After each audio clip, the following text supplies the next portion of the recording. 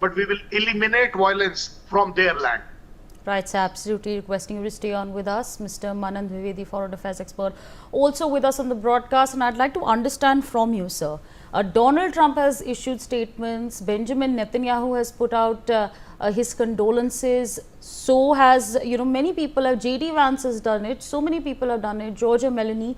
All these countries and their world leaders have come out and expressed condolences and condoned this violent terrorist attack. But when it comes to action, do you think they will also do something about it in terms of acting on it? Will that kind of support be given? Definitely. I would like to contend over here this particular fact that India is very much party to the entire narrative on the GWOT, that is the global war on terror. And we need to be very much friendly with each other when we talk in the terms of President Donald Trump, or when we talk in the terms of the Vice President J.D. Vance, who's on a visit to India, Amer Fort in Jaipur right now. I would like to briefly contend here is that when Pulwama occurred, if my memory serves me right, at that particular point of time also, some foreign dignitary was visiting India. And now also the American Vice President is visiting India. So they want to cast a light of doubt and a light of suspicion upon the fact that India and America are getting very close to each other, and it would not be very far in the future that a real true blue trail of allyhood would become part and parcel of Indo-US relations. I personally feel that when Pulwama occurred, the Honorable Prime Minister Narendra Modi initiated the task of Uri. But I think as our Honorable Minister of External Affairs, Jaishankar Saab, has repeatedly contended on news media and also in his various official releases, I think it's high time. The kind of barbaric act which has been conducted and how the Americans are also completely with us, with the Indians, is a very high act.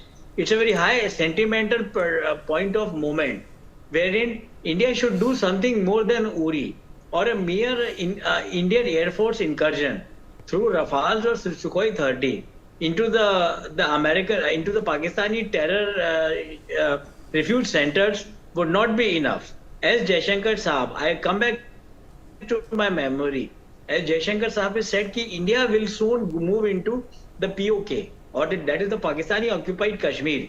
In that sense, I would like to contend that India should enter into POK because all the terror camps and all the bases and all the substratum of resistance against the great Indian democratic and secular establishment, that should be perpetrated now.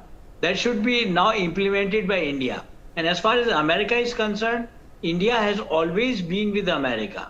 We also gave the Americans the refueling capacity during the Iraq war, though it was very much militated against by the opposition, the political opposition of those times. So I personally feel that America has also learned a lesson because they know that the boomerang or the kind of toy that you throw at somebody else, at an opponent, it is bound to come back to you as a right at your neck, which happened to Americans. And since then, the Americans, especially under Trump 1.0 regime, and the Americans are under Trump 2.0 regime, they have realized the threat of terror, and India, Israel, and America are considered to be the brothers in blood as far as the global war on terror. And now when we talk about Pahalgam, it is highly pertinent. The Indian population, the Indian denizens require that very soon the Honorable Prime Minister's New Delhi denomination involves itself in a riposte, a very strong reply, which should be larger in the scale as compared to the Uri attacks. That is my opinion on this. Right, Thank you, absolutely. And I'm going to in fact take this conversation forward with Mr.